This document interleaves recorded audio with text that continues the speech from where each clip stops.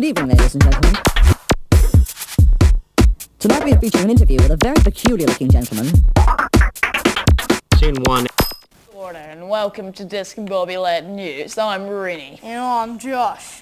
In today's stories, a crime scene wave is sweeping the country in form of woolen graffiti. Scientists have invented an invisibility cloak.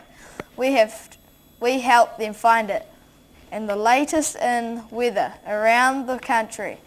But first, a story that will turn your world upside down. If you think the world is getting more and more topsy-turvy, it turns out you're right. Builders in Germany have built an upside-down house, and before you think they may have done it, they may have read the plans upside down. They did it on purpose. The wacky abode was built as a tourist attraction as well as being a comment on the state of the world. The house is 23 feet tall and rests on its roof and has steel beams in the attic. Inside the house there are beds screwed into the ceiling, upside-down wardrobes and upside-down kitchen, and even an upturned bathroom, though it's not known if anyone has tried to have a bath in it or go to the toilet. Normally a house like this would take 3 weeks to build. This one took over 4 months because workers kept getting confused by the strange angles of the walls. Many tourists visiting the house complain of feeling sick and dizzy after just a few minutes inside. We now cross over to our reporter Emma, who is inside the house. How are you feeling, Rachel? Thanks, Rennie. I'm here with the owner of the house, April, and I'm feeling quite amazed. So what made you decide to build this house upside down? Well, thank you, Emma, for that. I decided that I'm April Hunter, and it was time that I did something for me and not for my half-famous sister Rachel, so I built myself my beautiful upside-down house. What comment do you feel the house makes about the state of the world? That's a very good question, Emma, and the world at the moment is a topsy-turvy place. We've got tsunamis and earthquakes and tsunamis, and my house is just sort of a reflection of that. What are some of the challenges living in a house where the beds, bathroom and kitchens are kind of on the ceiling? Well, that's another very good question actually there, Emma, and let me say that to get out of bed in the morning and you fall onto the ceiling is a bit hard on the back, and let me also say that a cup of coffee splashing on your ceiling can make a mess. I won't even mention going to the toilet. What is it like to be the sister of Rachel Hunter? Oh, well, now you're asking me the important question. That's my bedroom, by the way, just there. My bedroom. Well, yeah, I'm on April, by the way, and it's very hard because I've now got my own line of accessories and hairstyles, so, now I'll be even more famous than her very shortly with my lovely house. Thank you, April. Well, that's all from me. Now back to you, Josh, in the studio. Thanks, Emma. Even watching that makes me feel like vomiting. And now, for a story that's truly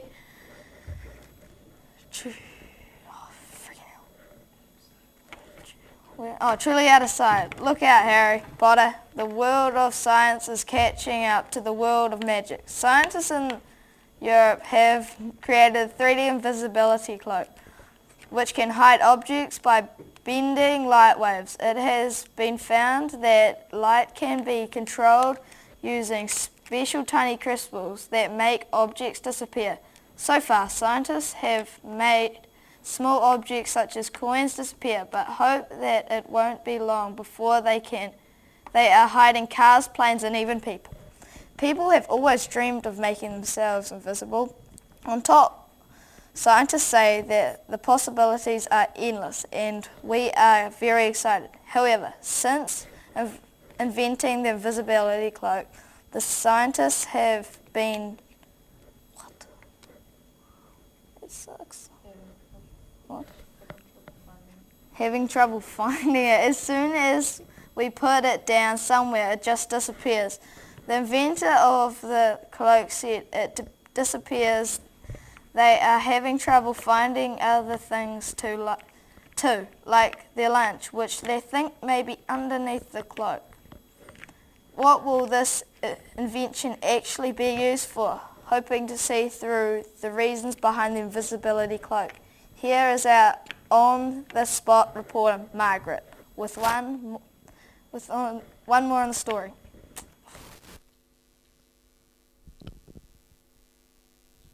Hello, I'm Margaret, and with me we have Ellen and Tim, the scientists behind the invisibility cloak. Hi Ellen, hi Tim, and thanks for joining us today. What made you want to invent the invisibility cloak, Ellen? Well, I like hiding, and now I can hide anywhere I want. Okay, interesting. Everyone calls me Wacko, so I want to disappear every now and then. Good, okay. Well, can you show me how the invisibility cloak works, please, Ellen? Very good, interesting. And Tim, demo. Thank you. Okay, so what do you hope the cloak will be used for, Ellen? For hiding if you're in trouble. Now that I can disappear from paparazzis, I think this will bring happiness to the world. Very good. So, Ellen, who would you choose to wrap the cloak around if you wanted them out of the way, invisible? My little brothers. That means you won't be able to have anybody to help you do the dishes. You'll be on your own for doing the dishes. Now that I don't need a doctor anymore, I want to make my doctor disappear. Do you need one? Anyway, well, thanks for making things very clear to us today. And back to Josh and Rennie in the studio. Thanks, Margaret. And now, how's this for an interesting yarn? A new wave of graffiti crime is covering the country thanks to an underground gang known as the Midnight Knitters.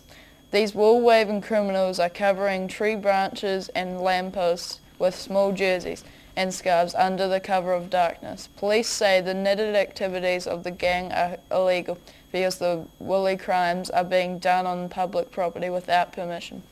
The popularity of the woolen graffiti is growing more and more and more. Public objects are being wrapped up every night, but the problem is growing. Police say and warn that if the Midnight Knitters aren't caught soon, every tree, lamppost and traffic light in the country will be warmly dressed against the cold. The problem is spinning out of control. There are a close-knit group of dyed-in-the-wool criminals. We are stitching together a case, but it's not seamless. There is no real pattern to the crimes. A police spokesman said today, so far the criminal knitters have escaped arrest and continue to pull the wool over the eyes of both the public and police.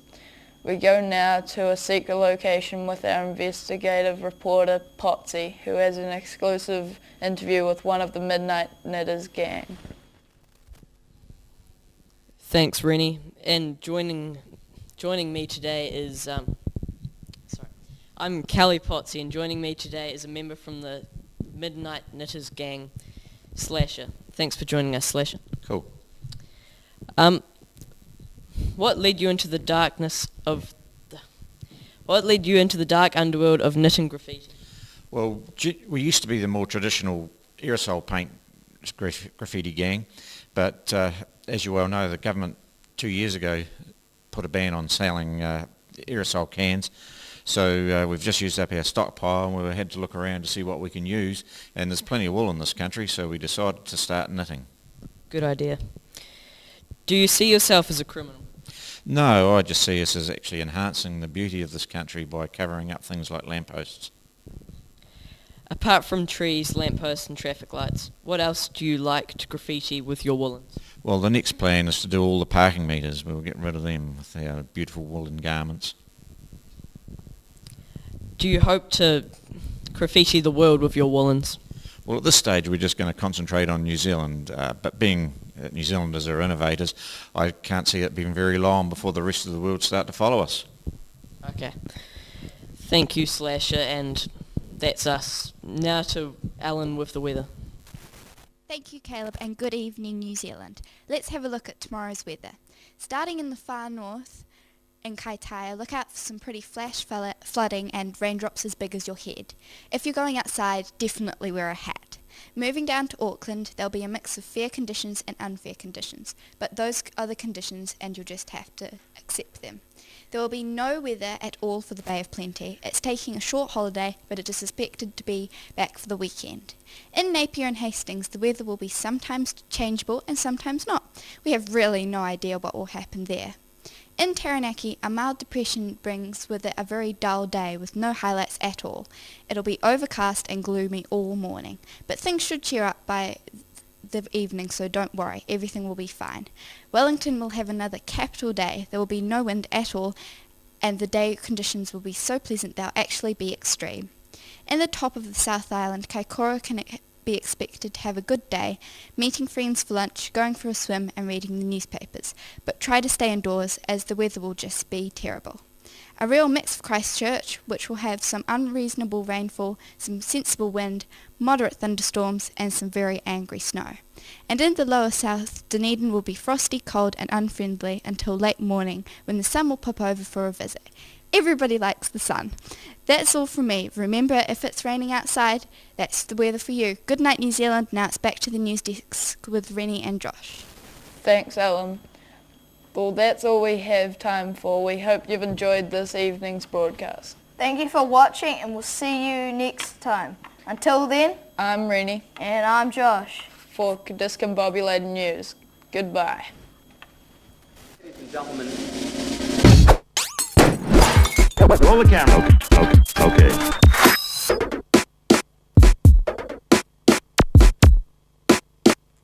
Good evening, ladies and gentlemen.